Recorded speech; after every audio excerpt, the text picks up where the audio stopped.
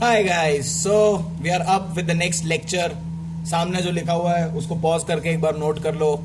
जो कुछ भी तुमको दिख रहा है उसे नोट कर लो। नोट करना जरूरी है, बिना पेन चलाए बिना हाथ चलाए सक्सेस नहीं मिलेगा भाई। 100 नंबर चाहिए तो थोड़ा थोड़ा तो नॉलेज लेना पड़ेगा थ्योरी का भी।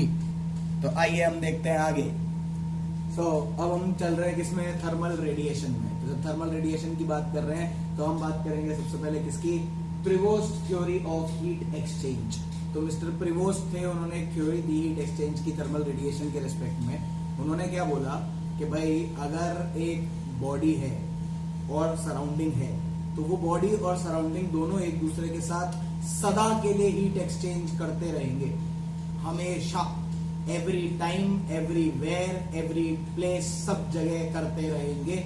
सिर्फ एक जगह नहीं करेंगे, कब? 0 डिग्री केल्विन, मतलब 0 केल्विन पे। डिग्री नहीं होता केल्विन में, 0 केल्विन पे। तो 0 केल्विन के except heat exchange will take place at all times at all temperature except 0 kelvin. अगर टेम्परेचर सराउंडिंग और बॉडी का सेम भी है तो भी हीट एक्सचेंज होगा। जितना बॉडी हीट एमिट कर रही है उतना ही एब्जॉर्ब भी करेगी। समझ में आई बात? तो 3 चीजें होती है जब ऐसा होता है। तो एक होता है हीटिंग इफेक्ट। हीटिंग इफेक्ट क्या होता है? जब बॉडी जो है वो कूलर है, उसका टेम्परेचर कम है और वो एक हॉट सराउंडिंग में रख दी जाएगी, तो वो क्या करेगी, वो एब्जॉर्ब ज्यादा करेगी और एमिट कम करेगी। तो जब ज्यादा एब्जॉर्ब करेगी तो उसका टेम्परेचर बढ़ जाएगा। ऐसे ही उल्टा कर दो कि बॉडी हॉट हो और सराउंडिंग कोल्ड हो तो वो एमिट ज्यादा करेगी और एब्जॉर्ब कम करेगी, तो उसमें उसका टेम्परेचर कम हो जाएगा। ये तुम और मैं दोनों जानते हैं बचपन से, कोई नई कहानी नहीं है। वही चीज यहाँ पे लिखी हुई है कि when a cold body is in hot surrounding, it absorbs more and radiates less, then temperature increases.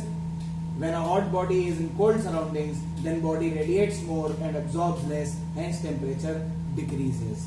Temperature constant मतलब when both the body and the surrounding are at same temperature, then body absorbs and radiates equal amount in equal time. समझा? Next, Kirchhoff's law. तो Kirchhoff बाबा क्या बोले, उन्होंने थोड़ा experiment किया, experiment करके check किया। उन्होंने बोला कोई भी बॉडी ले लो, उसका किसी भी एक टेम्परेचर पे जो स्पेक्ट्रल एमिसिव पावर है और जो स्पेक्ट्रल एब्जॉर्प्टिव पावर है। स्पेक्ट्रल का मतलब क्या, वो एक लैम्बडा के लिए जो उस मेटल के लिए या उस बॉडी के लिए अपना चाहेता लैम्बडा होगा जिसपे वो सबसे मैक्सिमम अपना रेडिएशन एमिट करेगा या उतने ही लैम्बडा का रेडिएशन एब्जॉर्ब करेगा। तो उसने बोला at any given temperature for all bodies E lambda upon A lambda is equal to spectral emissive power of ideal black body at that temperature. तो वो जो रेशियो होगा E lambda upon A lambda का, वो बराबर होगा किसके, spectral emissive power के, उसी टेम्परेचर पे एक आइडियल ब्लैक बॉडी के लिए। तो आइडियल ब्लैक बॉडी के लिए तो भाई साहब किसी भी टेम्परेचर पे स्पेक्ट्रल एमिसिव पावर हमेशा 1 होती है, क्योंकि वो तो हर लैम्बडा एब्जॉर्ब करती है और हर लैम्बडा बाहर छोड़ती है।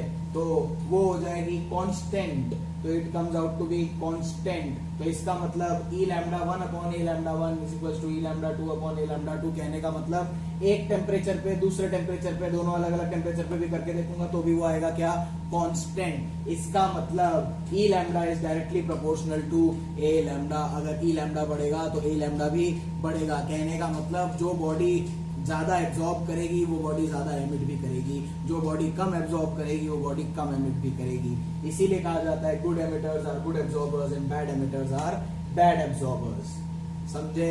ये बोला था अपने किरचॉफ बाबा ने। नेक्स्ट आते हैं अपन किस पे, Stephen's law. Stephen's law, Stephen's law क्या बोलता है कि भाई एक बॉडी है, वो आइडियल ब्लैक बॉडी है मान लो, उसको गर्म किया, उसका टेम्परेचर ज्यादा है, सराउंडिंग का टेम्परेचर कम है, तो वो अपने में से एनर्जी रेडिएट करेगी, सराउंडिंग एब्जॉर्ब करेगा। अब सराउंडिंग का खुद का टेम्परेचर कम है तो उसकी एब्जॉर्ब करने की कैपेसिटी कुछ होगी और इसकी एमिट करने की कैपेसिटी कुछ होगी। उनमें डिफरेंस आएगा तो उसकी वजह से हीट का लॉस होगा। क्या होगा? हीट का लॉस होगा। चलो भाई ठीक है, मान लिया हीट का लॉस होगा, देखते हैं कैसे होगा। तो उसने बोला कि the amount of radiation emitted per second per unit area, amount of radiation emitted per second per unit area is directly proportional to temperature, absolute temperature की पावर 4। क्या? directly proportional to absolute temperature की power 4। तो E is directly proportional to T की power 4 for an ideal black body। चलो भाई ठीक है, तो हमने देखा कि वो E इक्वल्स टू क्या आ गया है, बराबर करने के लिए एक स्टीफन का कांस्टेंट लगा दिया जिसकी वैल्यू क्या है, 5.67 into 10 raised to the power -8 watt per meter square Kelvin की पावर 4। तो ये इसका वैल्यू है 5.67 इंटू 10⁻⁻8। नहीं दिख रहा है तो बता रहा हूं, -8। नेक्स्ट फिर क्या हुआ, टोटल रेडिएशन निकालने की कोशिश करेगी। एक बॉडी है, उसका सरफेस है, पूरा एरिया होगा उसका सरफेस का एरिया। तो टोटल रेडिएशन निकालो, तो total radiation ideal black body का कितना आया, सिग्मा इंटू ए इंटू टी की पावर 4 इंटू टाइम, जितने टाइम के लिए निकाल रहे हैं। वैसे ही अगर ग्रे बॉडी के लिए निकालूंगा तो क्या हो जाएगा, उसमें ई आर मल्टीप्लाई हो जाएगा, ई आर सिग्मा ए, मतलब सिग्मा ए टी की पावर टी नॉट की पावर 4 नहीं टी की power 4 into time. E R sigma A T की power 4 into time. E R क्या है, रिलेटिव एमिसिविटी, निकाला था पिछले लेक्चर में, ध्यान रखो, याद रखो, रिलेटिव एमिसिविटी। तो अब इसके बाद देखेंगे कि rate of emission of radiation. तो रेडिएशन जो एमिट हो रहा है उसका क्या रेट है। तो रेडिएशन जो एमिट हो रहा है, टी सराउंडिंग कम है, टी बॉडी ज्यादा है, तो ये टी नॉट है और ये टी है। तो मतलब जो एमिशन का रेट होगा वो क्या होगा, सिग्मा टी की पावर 4 होगा इवन, और जो एब्जॉर्प्शन का सराउंडिंग का जो कैपेसिटी है वो क्या है, सिग्मा टी नॉट की पावर 4। तो इन दोनों को जब माइनस करूंगा तो नेट लॉस आ जाएगा। तो नेट लॉस कितना आया, सिग्मा टी नॉट की पावर 4 माइनस टी की पावर 4 माइनस टी नॉट की पावर 4। चलो भाई ठीक है। तो net loss of energy in time T from entire surface, तो एक बॉडी के पूरे सरफेस से टाइम टी में कितना एनर्जी का लॉस हो गया, कितना हो गया, मल्टीप्लाई कर दो, सिग्मा ए टी की पावर 4 माइनस टी नॉट की पावर 4 ब्रैकेट में, उसके बाद आगे मल्टीप्लाइड बाय टाइम टी। और देख लो आइडियल ब्लैक बॉडी के लिए आ गया सिग्मा ए टी की पावर 4 माइनस टी नॉट की पावर 4 इंटू टी, और ग्रे बॉडी के लिए आ गया E R into sigma A T की पावर 4 माइनस टी नॉट की पावर 4 इंटू टी। तो अब इसमें अगर मैं निकालूं कि रेट ऑफ कूलिंग, क्या निकालूं, रेट ऑफ हीट लॉस। चलो कूलिंग नहीं, पहले निकालते हैं कि रेट ऑफ हीट लॉस क्या है। तो रेट ऑफ हीट लॉस मतलब कितना हीट लूज हो रहा है पर यूनिट टाइम। तो कहने का मतलब है क्या, dq by dt।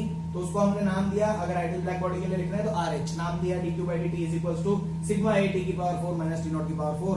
ऊपर जो फॉर्मूला लिखा हुआ है उस फॉर्मूले को अगर कर लोगे dq by t तो वो हो जाएगा।